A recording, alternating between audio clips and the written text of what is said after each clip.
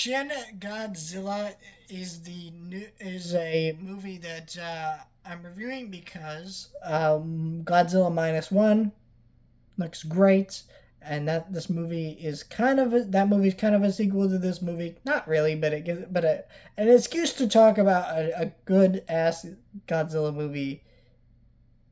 As an excuse to talk about a good ass Godzilla movie, so I'm gonna take.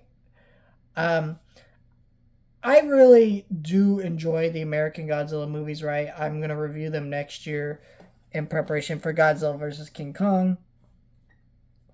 So, I do enjoy those movies.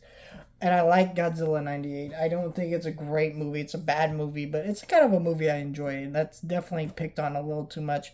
But the thing is, like, when it comes to Godzilla movies, um, the Japanese ones are just better. They have a point, they say something, and this movie is no exception to that. This movie has a lot to say about Japanese cultures, military, and just the military at large across the world, where you have these giant monsters that are attacking, like Godzilla, and how the military fails to act, fails to react in enough time to stop a natural disaster like this from happening. And again, and it's just all these little things, and there's so much commentary within that. And so, where this movie is weak with the characters, like most American Godzilla movies, they're not very strong with characters. I think, uh, or most Japanese Godzilla movies are like that, right? And have that.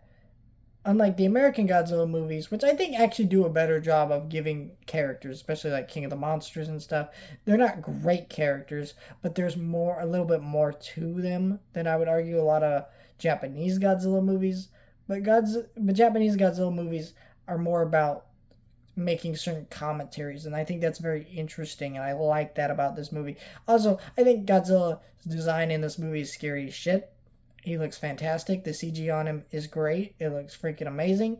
And it's just overall a really good movie with a lot of interesting ideas that are displayed here that make it a very strong, fascinating movie that I really enjoy overall. And I cannot wait for Godzilla Minus One. This film is great.